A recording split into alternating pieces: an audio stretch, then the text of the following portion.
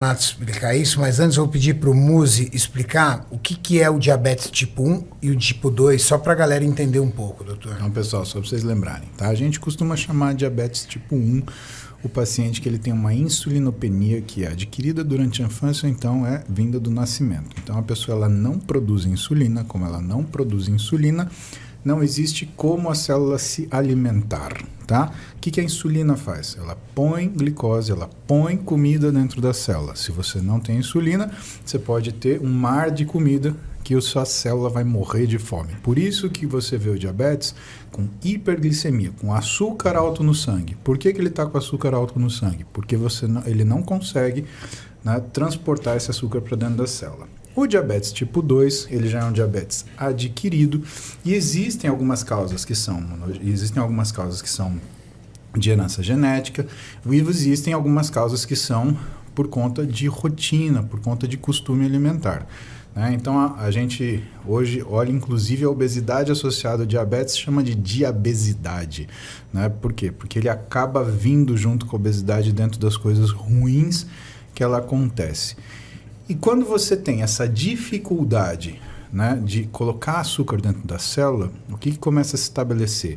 A mesma relação do diabetes tipo 1. Só que no diabetes tipo 2 o que existe é uma alta resistência periférica à insulina. Ou seja, essa pessoa produz insulina, porém ela não consegue colocar essa insulina dentro da célula porque a relação de insulina que ela produz para o efeito que essa insulina tem, ele é muito pequeno. Por que acontece isso? Bom, uma das razões importantes é que toda vez que você produz insulina, você produz uma enzima que chama SOX3, né?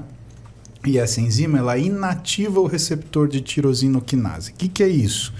Quer dizer que para a insulina funcionar, como ela é um hormônio, ela precisa de um receptor. Então a insulina vai até a célula, liga nesse receptor e a célula aceita a informação que a insulina está trazendo, que é deixa entrar a glicose, tá? Quando você tem essa proteína sendo produzida junto com a insulina, isso é um mecanismo de proteção do seu organismo. Por quê?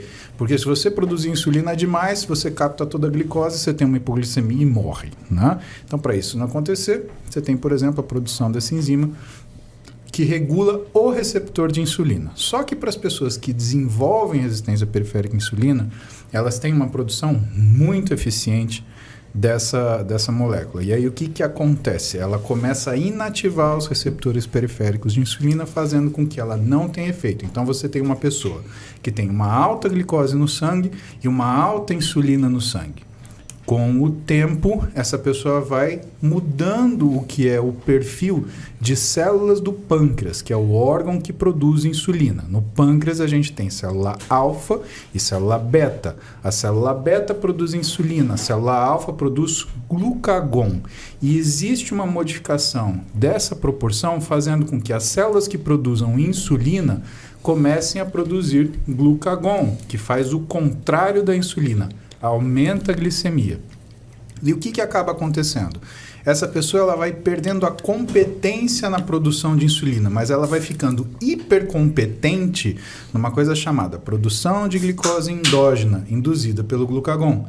Então, em vez dela liberar a insulina, ela libera o glucagon. Esse glucagon faz com que ela tenha gliconeogênese hepática, ou seja, liberação de glicose pelo fígado, liberação de glicose pelo músculo, fazendo uma grande glicemia, bastante açúcar no sangue.